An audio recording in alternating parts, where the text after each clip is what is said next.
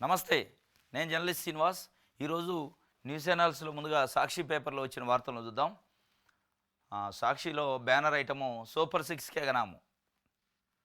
Chandrababu Naidu garu 2024 assembly ఎన్నికల్లో హామీలు మామూలుగా ఇలా సూపర్ సిక్స్ దాంట్లో ఒక పెన్షన్ పెంపు తప్ప మిగతా ఏది చేయలే.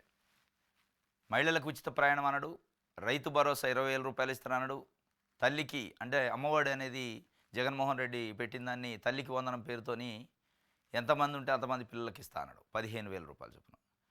చేపలు పట్టే మత్స్యకారులకు 10,000 ఇస్తే దాన్ని 20,000 చేస్తా అన్నాడు. మొత్తానికి ఓట్లు కొనుక్కునే కార్యక్రమం చేసిండు. ఓట్లు వేయించుకోవడం కాదు, ఓట్లు డైరెక్ట్గా వేలం పాట పెట్టిండు. ఎందుకంటే ఈ సూపర్ సిక్స్ ఎక్కడి నుంచి వచ్చిందంటే ఇది జగన్మోహన్ రెడ్డి పెట్టిన స్కీములు 2019 నుంచి 24 మధ్యలో జగన్మోహన్ రెడ్డి గారు ఏదైతే స్కీములు అమ్మఒడి, నేతన్న హస్తం, మత్స్యకారుల హస్తం, విద్యా కానుక, విద్యావస్తి ఇట్లాంటి రకరకాల పేర్లతోనే పేదలకి రెక్కాడితే డొక్కాడని ప్రజలకి ప్రభుత్వం యొక్క సొమ్మును వాళ్ళ అకౌంట్లలో వేసిండు. ఇది మొట్టమొదటిసారి ఆంధ్రప్రదేశ్ చరిత్రలో 2019 నుంచి 24 మధ్యలో జరిగింది. అది అందరికీ తెలుసు. చంద్రబాబు నాయుడు గారికి కూడా తెలుసు. 14.5 ఏళ్ళు ముఖ్యమంత్రి చేసిండు, ఎప్పుడు వేయలే. దానికి అట్రాక్ట్ అయ్యి జగన్మోహన్ రెడ్డిని గెలిపించే పరిస్థితి ఉంది. ఎట్టి పరిస్థితుల్లో మనం గెలవం అనే ఒక ఉద్దేశంతో ఏది ఏమైనప్పటికీ గడిచిన 5 సంవత్సరాల్లో ఏ విధంగా విమర్శించినా బటన్ నొక్కుతుండు, అప్పులు చేస్తుండు, బటన్ నొక్కుతుండు, అప్పులు చేస్తుండు అన్నారు. ఇది ఆంధ్రజ్యోతి, ఈనాడు, చంద్రబాబు నాయుడు గారు ఆయన ముఠ. అంటే పేదోళ్ళకి వాళ్ళ అకౌంట్లలో ప్రభుత్వ సంపదని జమ చేస్తుంటే కడుపు మండి ఆ కడుపును కక్కారు బాగా. కక్కి 4.5 ఏళ్ల తర్వాత 5వ సంవత్సరం ఎలక్షన్ రాగానే లేదు అవి అద్భుతమే, మీరు పెట్టిన వాలంటరీ వ్యవస్థని, జగన్మోహన్ రెడ్డి గారు పెట్టిన వాలంటరీ వ్యవస్థనే ఉంచుతా, నేను ఆయన 5 ఇస్తే నేను 10 ఇస్తా అని వేలంపాట. ఆయన రైతు భరోసా పెట్టిండు కదా, దాన్ని నేను 20,000 చేస్తా, మత్స్యకారులకు ఆయన 10 ఇస్తే నేను 20 ఇస్తా అని వేలంపాట పెట్టి ఓట్లు వేయించుకున్నాడు. ఆ వేలంపాటను నమ్మారు జనాలు. నమ్మి ఓట్లు గుద్దారు, 164 సీట్లు తెచ్చారు. ఇప్పుడు 7 నెలలు గడిచిపోతుంది, 8వ నెల అవుతుంది. ఇప్పుడు చల్లటి కబురు నేను చెప్పిండు, తల్లికి వందనం ఇప్పట్లో లేదు, వచ్చే జూన్లో అని. మరి ఈ జూన్ ఎడిపోవాలా? ఇప్పటి నుంచి మొన్న స్టార్ట్ అయిన జూను పిల్లల్ని చదివివద్దా, ఇంటి దగ్గర ఉంచాలా? తల్లికి వందనం లేదు, ఉచిత బస్సు లేదు, మహిళలకు ఇస్తున్నాను 1500 లేదు, రైతు భరోసా అయితే ఇవ్వలేదు. రైతు భరోసా ఇంకో లింక్ పెట్టిండు. ఏదైతే కేంద్రం మొన్న 6,000 రూపాయలు PM కిసాన్ యోజన ఇచ్చేది గతంలో, దాన్ని 6 నుంచి 10 చేసింది. ఆ 10 వచ్చాక నేను ఒక 10 కల్పిస్తాను, నువ్వు ఇచ్చేది ఏంది ఆడ? అంటే ఇంకో 4,000 రూపాయలు బొక్క అనమాట రైతులకి. ఎందుకంటే నరేంద్ర మోడీయే 10 ఇస్తాడు, నేను ఇచ్చింది ఏందాడ అనేది. మొత్తానికైతే రైతు భరోసా కూడా ఎగరాం పెట్టేది, తల్లికి వందనం ఎగరాం పెట్టేది. జూన్ అంటుండే, ఆ జూన్ వచ్చినప్పుడు మళ్ళీ ఏం జూన్ అయిద్దో, ఉగాది అయిద్దో, ఏదైతే తెలియదు అప్పుడు. ఇప్పటికైతే జూన్ అంటుండు. ఇది సూపర్ సిక్స్ ఎగనామా. హామీలన్నిటికీ చంద్రబాబు మంగళం. కొత్త సంవత్సరంలోనూ రైతులు, మహిళలు, విద్యార్థులు, ఉద్యోగులు, నిరుద్యోగులకు మడి చేయి. 87 లక్షల మందికి తల్లికి వందనం ఎగవేత ఆల్రెడీ ఎగేసిండు ఒక సంవత్సరం, ఇంకా 4 ఉన్నాయి. ఎందుకంటే జూన్ అన్నారు నిన్న క్యాబినెట్లో. జూన్ అంటే పోయిన జూన్ ఇక ఉట్టిదే, ఈ సంవత్సరం ఎగనాం. మళ్ళీ ఆ జూన్కి కూడా మళ్ళీ త్రిసభ కమిటీలని మంత్రివర్గ సంఘం నేతలు తెలియదు. 87 లక్షల మందికి ఎగవేతాయి ఒక సంవత్సరానికి. ఇంకోటి 54 లక్షల మంది రైతులకు ఇవ్వాల్సిన రైతు భరోసాకి రిక్తహస్తమే. అది రిక్తహస్తం అయితే బాబు హస్తం అయితే అనేది మళ్ళీ చూడాలి. ఇక రైతు భరోసా అట PM కిసాన్ జమ చేసినప్పుడు అప్పుడు చూద్దామంటుండు. అప్పటిదాకా రైతులు పెట్టుబడి పెట్టద్దు, పంటలు పండియద్దు, బజార్లు ఎమ్మడి తిరగాలి. ఏమైనా సెన్స్ ఉందా? రైతు భరోసా దేనికి ఇస్తారు? పెట్టుబడి సాయం ఇస్తారు. పెట్టుబడి రైతుకు కావాల్సిన విత్తనాలకో ఎరువులకో పెట్టుబడి కోసం. నువ్వు PM కిసాన్కి దీనికి లింక్ ఏంది? ఆయన వేసేది ఆయన వేస్తాడు, నువ్వు వేసేది నువ్వు వేయాలి కదా. ఒకవేళ దానికి కలిపేసినా నువ్వు వేసే 10,000 అయితే నువ్వు వేయాలి కదా. దానికి లింక్ పెట్టి కూర్చుండు. అంటే చంద్రబాబు నాయుడు గారికి రైతు భరోసా కానీ, తల్లికి వందనం కానీ నిజంగా హార్ట్ఫుల్గా ఇవ్వాలనే ఉద్దేశం ఉంటే ఈ మెలకలు ఉండవు, డైరెక్ట్గా ఇస్తాడు. నిజంగా జగన్మోహన్ రెడ్డి గారు ఇచ్చినట్టు ఇవ్వాలనే ఉద్దేశమే ఉంటే ఇవన్నీ నరేంద్ర మోడీ వేసినప్పుడు నేను లింక్ ఇస్తా, లేదా జూన్లో ఇస్తా, జూలైలో ఈ రావు.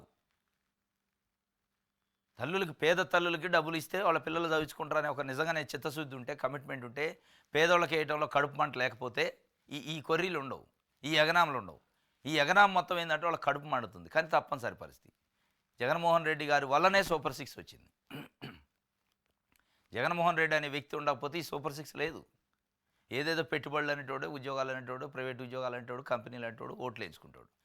జగన్మోహన్ రెడ్డి వల్లనే సూపర్ సిక్స్ వచ్చింది. జగన్మోహన్ రెడ్డి వల్లనే సూపర్ సిక్స్లో వేలం పాట పెట్టిండు. కానీ అనివార్యంగా ఆయన కడుపు మంట కాబట్టి ఇయ్యడు, ఇయ్యబుద్ధి కాదు. కాబట్టి ఇప్పుడు దానికి రకరకాల సాకులు ఎత్తుక్కుంటూనే 87 లక్షల మంది తల్లికి వందన వాళ్ళకి, 54 లక్షల మంది రైతులకి రక్తహస్తం ఇచ్చిండు. జాడలేని ఆడబిడ్డనేది, నిరుద్యోగుల వృత్తి లేదు, ఉద్యోగులు డిఏ, పిఆర్సీ ఊసే లేదు.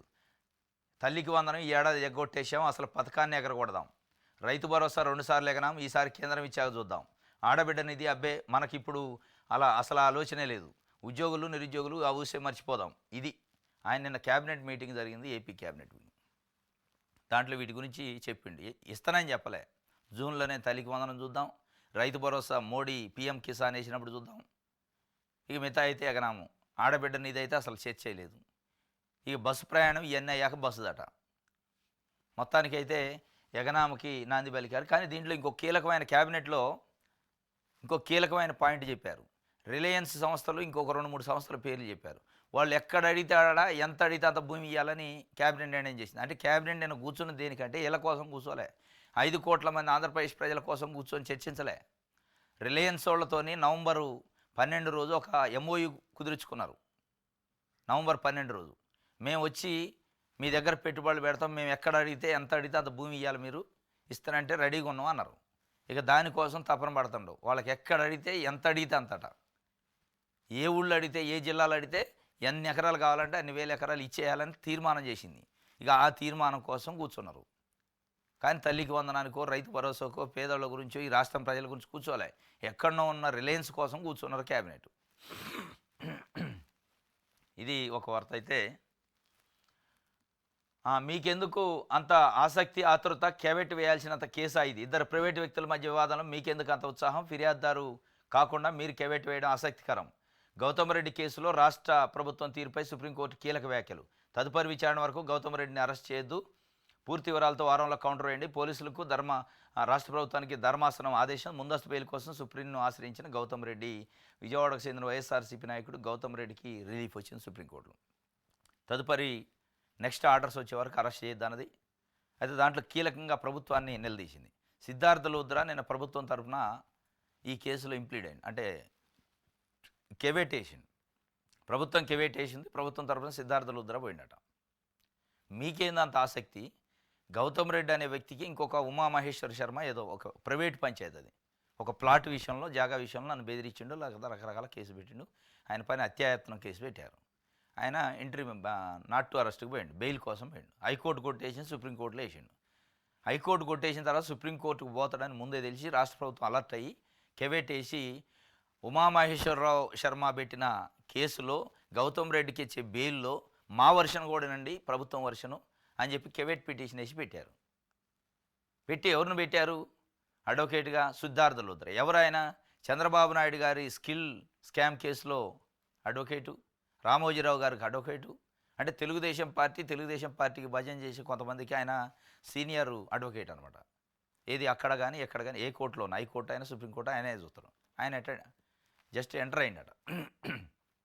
జడ్జి గారు అడిగిండట, సిద్ధార్థ లూథ్రా గారు కనపడగానే, ఓహో మీరు ప్రభుత్వం తరపున వస్తారా? ఇక ఆయనకి వాళ్ళకి అర్థమైపోయింది, సుప్రీంకోర్టులో, హైకోర్టులో ఉన్న అన్ని బెంచ్లకి సిద్ధార్థ లూథ్రా అంటే చంద్రబాబు నాయుడు ప్రభుత్వం తరఫునే వస్తారనేది అర్థమయ్యి అడిగినట. అవును సార్ అంటే, మీకేంది అంత ఆతృత? అసలు కంప్లైంటెంట్ రావాలి, కంప్లైంటెంట్కి నోటీస్ ఇస్తే ఆయన రాలేదు, మీరు వచ్చి బెయిల్ కెవెట్ చేయాల్సినంత కేసు అయితే ఒక రాష్ట్ర ప్రభుత్వం, ఒక వ్యవస్థ, ఒక యంత్రాంగం, ఒక గౌతమ్ రెడ్డి అనే వ్యక్తి కోసం కెవెట్ వేసి పెట్టాల్సినంత దీంట్లో సీరియస్నెస్ ఏముందని చెప్పి వ్యాఖ్యలు చేసింది. మొత్తానికైతే ఆయనకి రిలీఫ్ ఇచ్చింది. గౌతమ్ రెడ్డిని తదుపరి విచారణ వరకు గౌతమ్ రెడ్డిని అరెస్ట్ చేయొద్దని ఇచ్చింది. పూర్తి వివరాలతోని వారంలో కౌంటర్ ఉంది. అంటే వాళ్ళ ఉత్సాహం ఏ స్థాయిలో ఉందనేది పోలీస్ యంత్రాంగము, రాష్ట్ర ప్రభుత్వ యంత్రాంగం ఉత్సాహము, అంటే అపోజిషన్ పార్టీ నాయకులను ఎట్లా ఇరికియాలి, ఎట్లా లోపటేయాలనే దాంట్లో ఎంత ఉత్సాహం ఉందో అదే ఉత్సాహం ప్రజలకు ఇచ్చిన హామీలలో లేదు. ప్రజలకు ఇచ్చిన హామీలు నెరవేర్చే దాంట్లో ఈ ఉత్సాహం ఉంటే బాగుండు. ఎక్కడో ముంబైలో ఉన్న జత్వానిని పిలిపిస్తారు, ఒక 3 ఐపీఎస్లను పక్కన పెడతారు. వీటన్నిటిలో ఉన్న ఉత్సాహం ప్రజలకు ఇచ్చిన రైతు భరోసానో, తల్లికి వందనమో, లేకపోతే నేతన్న హస్తమో, మత్స్యకారులకు ఇస్తానన్నదో ఉంటే బాగుండేది. అక్కడ లేదు. మళ్ళీ పైకి తిరిగి చంద్రబాబు నాయుడు గారు నాకు కక్ష సాధింపు అనేది ఉండదంటాడు. లేనప్పుడు నిన్న సుప్రీంకోర్టు ధర్మాసనం కీలకమైన వ్యాఖ్యలు చేసింది. ఏంది మీ ప్రభుత్వానికి అంత ఉత్సాహం? ఇంత చిన్న విషయంలో ప్రభుత్వం వచ్చి కెవెట్టేయాల్సినంత సీరియస్‌నెస్ ఉందా ఇందులో అని. చేతగాని నా కోల్లారా అంటే కొడకల్లారా అని. చేతగాని నా కోల్లారా ఇంతకన్నా ఏం చేస్తారా బీజేపీ నేతలపై తాడిపత్రి మున్సిపల్ చైర్మన్ జేసీ ప్రభాకర్ రెడ్డి ఫైరు. అనంతపురంలో జేసీ ట్రావెల్స్ బస్సు దగ్ధంపై వివాదాస్పద వ్యాఖ్యలు. ఇప్పుడు చెప్పాలా డిప్యూటీ సీఎం పవన్ కళ్యాణ్ గారు, నేను రాయలసీమలో క్యాంపు పెడతా అండి. పెట్టు క్యాంప్, ఇప్పుడు పెట్టండి sir camp. Tadipatri Telugu Desam party నాయకుడు మున్సిపల్ చైర్మన్. ఈయన ఇది మొదటిసారి కాదు, ఎన్నోసార్లు నా కొడకల్లారా అనే పదంతోనే ఆయన స్టార్ట్ అయింది ప్రెస్ మీట్. ఆయన ప్రెస్ మీట్ నా కొడకల్లారా అనే పదం లేకుండా కొడతా, సంపుతా, తిత్తిదేత్తా, చర్మం దేత్తా అని లేకుండా అసలు ఉండదు ప్రెస్ మీటు. నేను డైరెక్ట్గా ఎవరిని మళ్ళీ ఆయన అన్నది, మీ కూటమిలో ఒక పార్టీ అయిన బీజేపీ కార్యకర్తల నాయకుల్ని ఇక ఈ భాష ఉపయోగించిండు. ఏంది ఆయన బాధ అంటే, తాడిపత్రిలో ఆయనకి ట్రావెల్స్ జేసీ ట్రావెల్స్ ఉన్నాయి. ఆ ట్రావెల్స్ అనంతపురంలో బస్సు దగ్ధం అయిందట. ఆ దగ్ధం కావడానికి అది న్యాచురల్గా జరిగింది కాదు, బీజేపీ కార్యకర్తల నాయకులే మాట పెట్టారని ఆయన ఆవేదన. ఎందుకు? రాయలసీమ థర్మల్ పవర్ ప్లాంట్ నుంచి వచ్చే ఫ్లై యాష్ ఏదైతే బూడిద ఉంది కదా, పనికిరాంది వచ్చే థర్మల్ పవర్ విద్యుత్ అయ్యాక వచ్చే యాష్ని అమ్ముకునే దాంట్లో ఇద్దరికి పంచాయతీ. ఎవరిద్దరికి? బీజేపీ నాయకుడు జమ్మలమడుగు ఎమ్మెల్యే ఆదినారాయణ రెడ్డికి, ఈయనకి జేసీ ప్రభాకర్ రెడ్డి గారికి ఇద్దరికి పంచాయతీ వచ్చి ఆ పంచాయతీని తీర్చడానికి ఆ పంచాయతీలో ఏదైనా ఘర్షణ అయిద్దని ఎస్పీ స్థాయి అధికారి మానిటర్ చేసి పోలీస్ పికెటింగ్ పెట్టాల్సిన పరిస్థితి వచ్చింది. ఇగో ఇది ఇలా రాష్ట్రంలో జరుగుతుంది. Law and order. Pavan Kalyan గారు ఈ మధ్య గాలివీడులో ఒక ఎంపీడీఓ పైన వైఎస్ఆర్సీపీ నాయకుడు దాడి చేస్తే పరామర్శించడానికి పోయి తాట తీస్తా, నేనే అవసరమైతే రాయలసీమలో క్యాంప్ పెడతా అన్నాడు. దాడి చేయడం తప్పే, ఆ మాత్రం వార్నింగ్ ఇవ్వాలి. ఆ వార్నింగ్ ఒక్క వైఎస్ఆర్సీపీ సుదర్శన్ రెడ్డికి కాదు ఇవ్వాల్సింది. మీరు మీ పార్టీలో ఉన్నోళ్ళు కానీ, బీజేపీలో ఉన్నోళ్ళు కానీ, తెలుగుదేశం పార్టీలో ఉన్నోళ్ళకి కూడా ఇస్తే బాగుంటుంది. ఇగో ఈయనకి ఇస్తే బాంబులు పెట్టి పేల్తా అంటాడు లారీలని.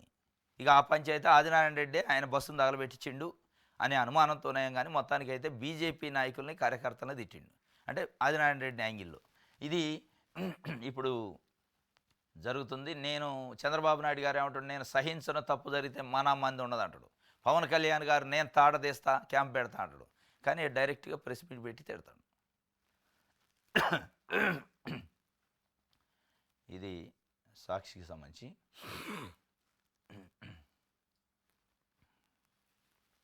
విషయాలు అందరూ జూన్లో తల్లికి వందనం, కేంద్రం వాటా యోగానే రైతు భరోసా, మత్స్యకారులకు ఏప్రిల్లో 20,000 అన్ని మొత్తానికి ఒక 4-5 నెలలు అవతలేసిండు. ఇక అయ్యాలు చూద్దాం, ముందు అయితే ఒడ్డెక్కనేరా నాయన అని చెప్పి జూన్లోనేమో తల్లికి వందనం అంట. మరి ఈ జూన్ ఎడిపోయింది, ఈ సంవత్సరం వదిలేయటమే. మళ్ళీ జూన్ వచ్చినప్పుడు వద్దా రాదా అప్పుడు చూద్దాం. మత్స్యకారులకు కేంద్రం వాటా ఇచ్చాక రైతు భరోసా అప్పటిదాకా లేదు. మరి అప్పుడు చెప్పాల్సింది ఎన్నికలలో, కేంద్రం ఇస్తేనే నేను ఇస్తా, లేకపోతే ఒక జూన్ ఎగరగొట్టి ఇంకో జూన్లో ఇస్తా అని చెబితే పోయేది. ఇంకోటి, మీకు ఇబ్బంది ఏంటి? ఆదానితో ఒప్పందాలపై మౌనమేళ, ప్రజలపై విద్యుత్ భారం కనిపించడం లేదా? అమెరికా నివేదికతో పనేంటి? రాష్ట్ర ప్రభుత్వ వైఖరిపై రామకృష్ణ ఆగ్రహం, మోదీ పర్యటన నిరసన తప్పదని హెచ్చరిక. మీకు ఇబ్బంది ఏంటి? ఆదానితోని సెకీ విషయంలో చేసుకున్న ఒప్పందాలు రద్దు చేయడానికంటే ఇబ్బంది ఆయనకే ఉంది. మీకేం తెలుస్తుంది ఆయన ఇబ్బంది? పాపం చంద్రబాబు నాయుడు గారి ఇబ్బంది మీకు తెలుస్తుంది. మీరు ప్రజల కోసం కొట్లాడే ఎర్రజెండా పట్టుకున్నారు, ఆయన కార్పొరేట్ కంపెనీల కోసం పోరాటం చేసే ఎజెండా ఆయన పట్టుకుండు. మీకు అర్థం కావట్లేదు. రిలయన్స్ సంస్థ ఎక్కడ అడిగితే అక్కడ, ఎంత అడిగితే అంత భూమి ఇవ్వాలని నిన్న హోల్ క్యాబినెట్ కూర్చొని డెసిషన్ చేసింది. 5 కోట్ల మంది ఆంధ్రప్రదేశ్ ప్రజల గురించి కాదు వాళ్ళు కూర్చుంది. ప్రధాన ఎజెండా, మిగతాయి కూడా ఉన్నాయనుకోండి, ప్రధాన ఎజెండా రిలయన్స్ సంస్థ ఎక్కడ అడిగితే ఎంత అడిగితే అంత భూమి ఇవ్వడానికి మీరు క్యాబినెట్లో పెడతాను, నేను ఆమోదం తెలపండి అని అందరూ చెప్పిండు. వాళ్ళు తలలూపారు, దానికోసం పెట్టిండు. ఆయన బాధ అది, మీ బాధ జనం బాధ, మీ బాధ ప్రజల బాధ. మీకు ఆదానితో ఏంది ఒప్పందాన్ని రద్దు చేయడానికి మౌనమేలా అంటే మౌనమే ఉంటుంది. ఆదానితో ఒప్పందాన్ని రద్దు చేసుకోవడం అంటే మోడీతోనే ఒప్పందాన్ని రద్దు చేసుకోవడం. మోడీతోనే ఒప్పందం రద్దు చేసుకుంటే చంద్రబాబు నాయుడు గారు రాజకీయ జీవితం క్లోజు, అది ఆయనకి తెలుసు. ఆయనకి రాష్ట్రమో ప్రజలు కాదు కావాల్సింది, ఆయన రాజకీయ జీవితం, ఆయన కొడుకు రాజకీయ భవిష్యత్తు కావాలి అనేది ఇలా మాట్లాడుకుంటున్నారు ప్రజలు. వాస్తవంగా ఏంది అనుమానం? అమెరికాలో ఎఫ్ఐఆర్ అయిందంట్రీ 1750 కోట్లు లంచం తీసుకున్న జగన్మోహన్ రెడ్డి అంట్రీ, ఆదాని ఇచ్చిండంట్రీ. దీనివల్ల 1,10,000 కోట్లు ప్రజలపైన ఆర్థిక భారం పడిద్దంట్రీ. ఇక దీంట్లో మౌనం ఏంది, సంజాయిషి ఏంది, వెనక ముందు అట్టమైంది, ఇమీడియట్ రద్దు చేయాలి కదా. తమిళనాడులో, పక్క రాష్ట్రం తమిళనాడులో విద్యుత్ ఒప్పందాలని రద్దు చేసిండు స్టాలిన్ గారు ఆదానితోని. ఇక రెండో మాట లేదు, రద్దు చేసిండు. ఇక్కడ ఎందుకు వస్తున్నా రెండో మాట అంటే, ఈయన మోడీతోని అంటగాగుతుండు, మోడీతోని పెట్టుకోలేడు. ఆదానితోని పెట్టుకుంటే మోడీతోని పెట్టుకున్నట్టే, కాడు చేయలేడు. అది మీకు అర్థమవుతుందో లేదు. మోడీ అంటే ఆయనకి భయమా భక్తి రెండిట్లో ఏది ఉందో కానీ మొత్తానికి అయితే మోడీని వ్యతిరేకించి చేయలేడు. వాళ్ళు అదే అంటున్నారు. సిపిఐ రాష్ట్ర కార్యదర్శి రామకృష్ణ గారు 1,10,000 కోట్ల ఆర్థిక భారం ప్రజలపైన పడుతుంది అన్నారు కదా.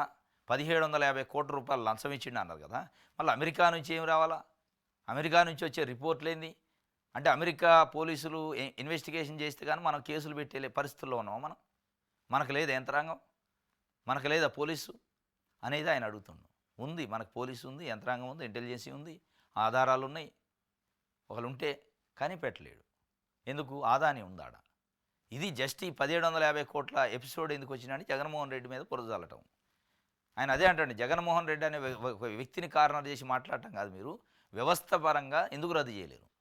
కేవలం జగన్మోహన్ రెడ్డిని బదనాయం చేయడం కోసమే 1,750 కోట్లు అసలు జరిగిందా లేదా తెలవని విషయాన్ని బయటికి తీసి 4 రోజులు ప్రెస్ మీట్లు పెట్టి బురద తల్లి వదిలేస్తే, మరి రాష్ట్రం మీద పడుతున్న 1,10,000 కోట్లు రాష్ట్ర ప్రజల పైన పడుతున్న భారాన్ని ఎవరు తీయాలా?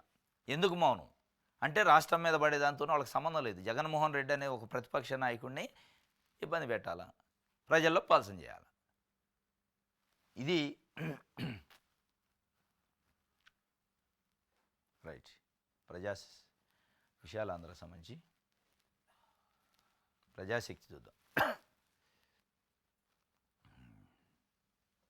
ఇగో, ఎక్కడ కోరుకుంటే అక్కడే రిలయన్స్కి భూ కేటాయింపులు, కార్పొరేట్లకు మెగా ప్యాకేజీలు, మంత్రిమండలి నిర్ణయాలు.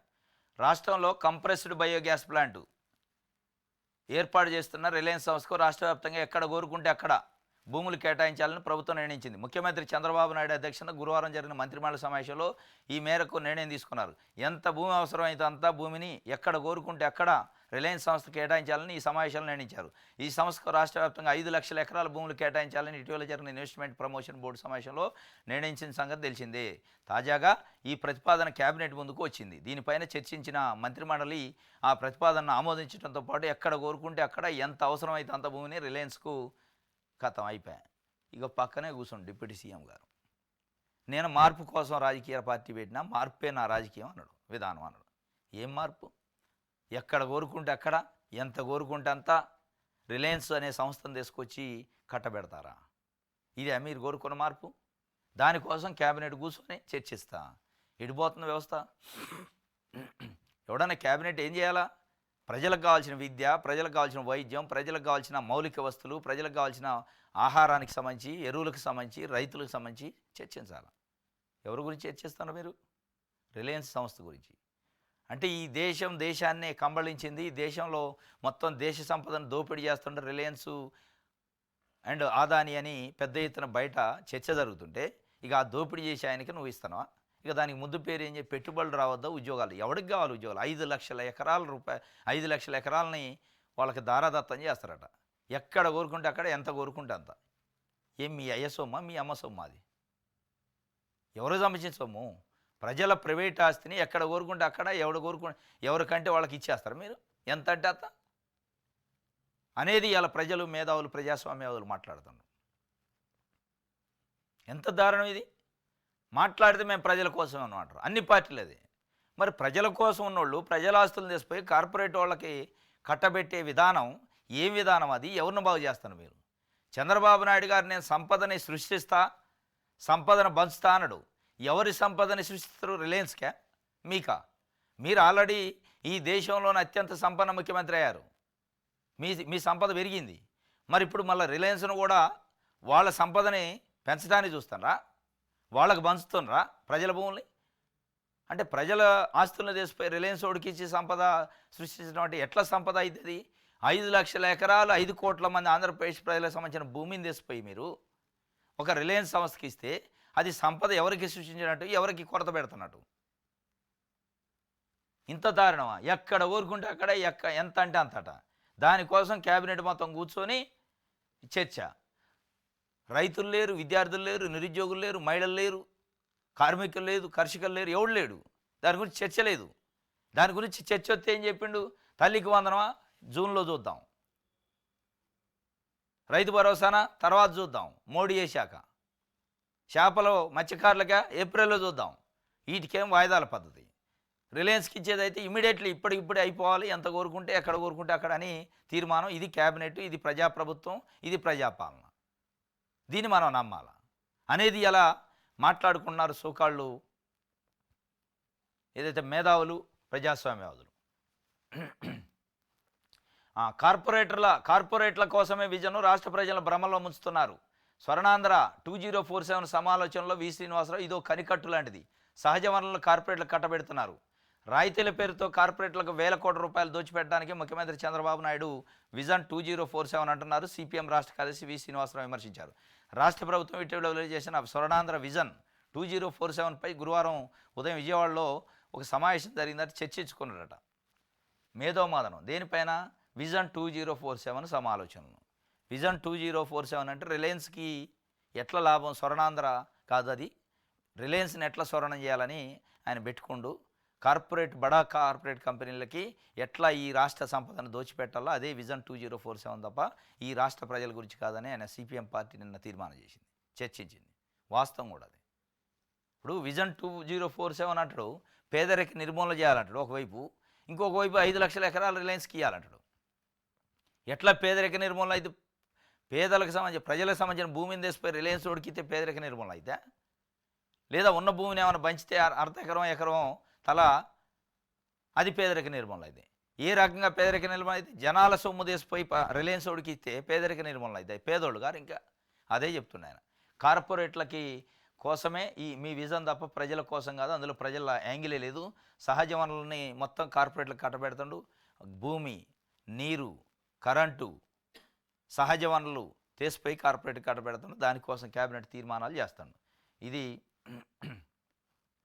కానిస్టేబుల్ దేహదారుడి పరీక్షల విషాదం. పరుగు పందెంలో యువకుడు మృతి చెందినట్టు. పాపం బతుకు పోరాటంలో చంద్రశేఖర్ అట మృతి చెందిండు. కానిస్టేబుల్ ఈవెంట్స్లో చచ్చిపోయింది పాపం, గుండె హార్ట్ ఫెయిల్ అయిందట. పరుగు పందెంలో కానిస్టేబుల్ దేహదారుడి పరీక్షల్లో విషాదం చోటు చేసుకుంది. పరుగు పందెంలో యువకుడు మృతి చెందారు. పోలీసులు తెలిపిన వివరాల మేరకు Andhra Pradesh state level recruitment board ఆధ్వర్యంలో కృష్ణా జిల్లాలోని జిల్లా పోలీసు మైదానంలో డిసెంబర్ 30వ తేదీన దేహదారుడి పరీక్షలు జరుగుతున్నాయి. ఈ నేపథ్యంలో గురువారం నిర్వహించిన 1600 మీటర్ల పరుగు పందెంలో ఉమ్మడి కృష్ణా జిల్లా కొండూరు గ్రామానికి చెందిన ధరావత్ చంద్రశేఖర్ 25 పరుగు పందెంలో పాల్గొని 4వ రౌండు గమ్యానికి మరికొంత దూరంలో ఉండగా రన్నింగ్ ట్రాక్పై పడిపోయారు. వైద్య సిబ్బంది ఆయనకు ప్రథమ చికిత్స అందించి అంబులెన్స్లో బందరు ఆసుపత్రికి తరలించారు. ఆసుపత్రిలో చికిత్స పొందుతూ మధ్యాహ్నం 2 గంటల 15 నిమిషాలకి కార్డియక్ అరెస్ట్తో చనిపోయిందట. 25 సంవత్సరాలు కుర్రోడు పాపం.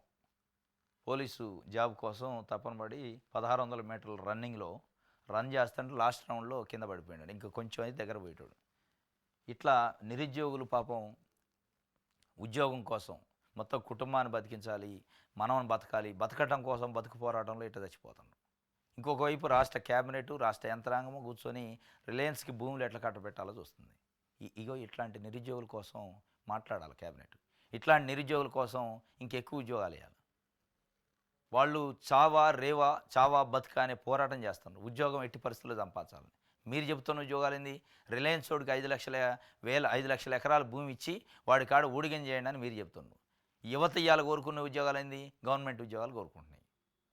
ఇవాళ చనిపోయింది పాపం 1600 మీటర్ల పరుగులో.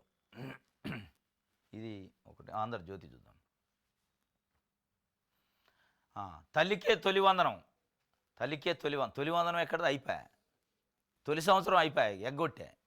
తల్లికే తొలివందనం ఎప్పుడు తొలి, వచ్చే జూన్కి. మొన్న జూన్ ఎగ్గొట్టారు, అది రాయండి రా నాయన. బడికెళ్ళే పిల్లలందరికీ వచ్చే విద్యా సంవత్సరం నుంచి అమలు. మరి ఈ విద్యా సంవత్సరం ఏడిపోవాలా? ఇప్పుడు చంద్రబాబు నాయుడు గారు మేలో జరిగిన ఎన్నికల్లో గెలిచిండు. జూన్ 4న రిజల్ట్ వచ్చింది, జూన్ 3, 4.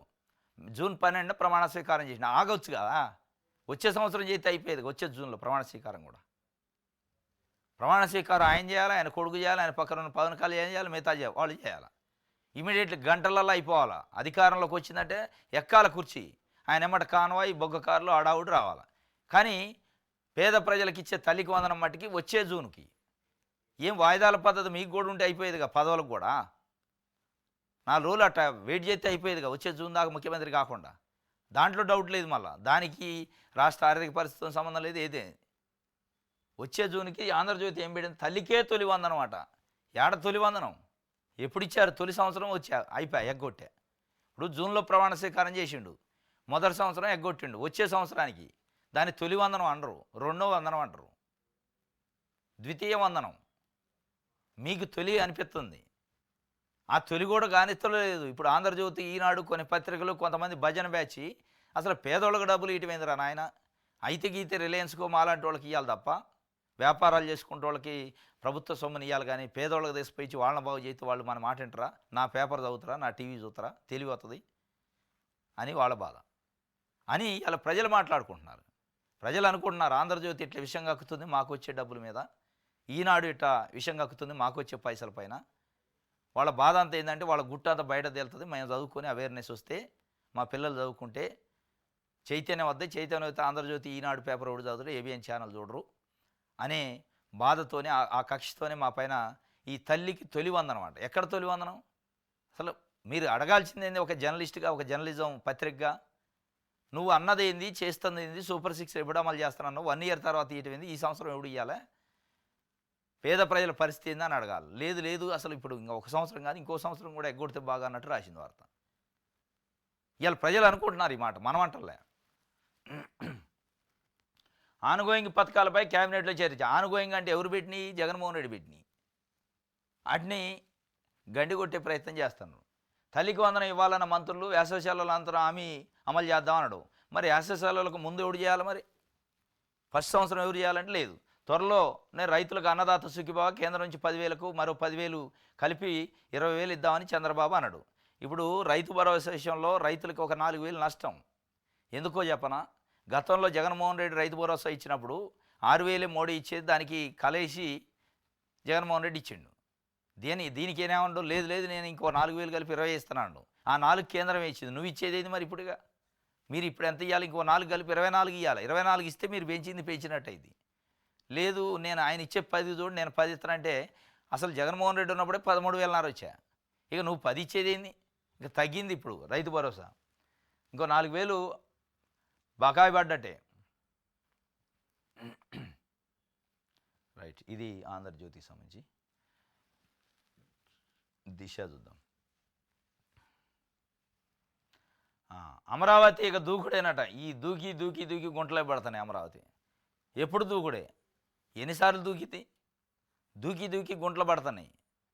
ఆ దూకుడు లేదు, మన్ను లేదు, ఆడ అయ్యేది లేదు, ఆ తుప్పలే తీయలే. ఇంకా అమరావతి దూకుడేనట. ఇది ఒక వార్త ఇస్తే, 1,00,00,000 మంది టీడీపీ కార్యకర్తలకు ప్రమాద బీమా. యునైటెడ్ ఇండియా తో పార్టీ తరఫున లోకేష్ MOU. కార్యకర్తలందరికీ 5 లక్షల బీమా సదుపాయం. తొలి విడత 42 కోట్ల ప్రీమియం చెల్లింపు. 1,00,00,000 మంది తెలుగుదేశం పార్టీ కార్యకర్తలు అయితే ప్రమాద బీమా ఇచ్చారు. మంచిదే, సంతోషం. మీ పార్టీ కార్యకర్తలకు ఇచ్చుకోవాలా 5 లక్షలు. ఒకవేళ ఏదైనా రోడ్ యాక్సిడెంట్లో చనిపోతే ఆ ఇన్సూరెన్స్ చేశారు. మరి 54 లక్షల మంది రైతులకు సంబంధించి రైతు పంట బీమా ఎవరు చెల్లించాలా? అంటే రైతులకి పంట బీమా అయితే మీరు చెల్లించారు ప్రభుత్వం తరఫున. మీ పార్టీ కార్యకర్తలకు 1,00,00,000 మందికి అయితే బీమా యునైటెడ్ ఇన్సూరెన్స్ కంపెనీతో చేసుకుంటారు ఒప్పందం. ఇదే ఒప్పందం ఆడ కూడా చేసుకుంటే అయిపోతుంది కదా. రైతులు మీ వాళ్ళు కాదా? దాంట్లో తెలుగుదేశం పార్టీ వాళ్ళు ఉండరా? ఇప్పుడు ప్రభుత్వం ఎట్లా ఉందంటే, రైతు పంట బీమా చేసే దాంట్లో గతంలో జగన్మోహన్ రెడ్డి ఉన్నప్పుడు ప్రభుత్వమే రైతుల తరఫున పంట బీమా చెల్లించేది, ఇన్సూరెన్స్, క్రాప్ ఇన్సూరెన్స్. దాన్ని చంద్రబాబు నాయుడు గారు వచ్చాక ఇది ప్రజాపాలన కాబట్టి ఆయన అన్నట్టు లేదు లేదు ప్రభుత్వం చెల్లించడం ఎందుకు, మన ప్రజాపాలన అంటే ప్రజలే చెల్లించుకోవాలా అంటాడు. అక్కడైతేనే ప్రజలు చెల్లించుకోవాలి, మీ కార్యకర్తలకు అయితే మీరు పార్టీ నుంచి చెల్లిస్తారు. ఏంది దీని అనుకున్న మర్మమైంది? ఈ పక్షపాతం ఏంది అంటే రైతులపైన ఇప్పుడున్న ప్రభుత్వానికి ఎంత కమిట్మెంట్ ఉందనేది దీన్ని బట్టి అర్థమైంది. ఇది అందుకే తెలుగుదేశం పార్టీ నాయకులకు ఇచ్చుకోండి కార్యకర్తలు, దాంతోపాటు రైతులకు కూడా పంట బీమా ఇవ్వండి, ప్రభుత్వం నుంచి చెల్లించండి. మీరు ఎట్లయితే పార్టీ కార్యకర్తలకు ఇస్తున్నారో ఇలా ప్రజలకు సంబంధించి ప్రభుత్వం పంట బీమా చెల్లించాలనేది ప్రజలు కోరుకునేది.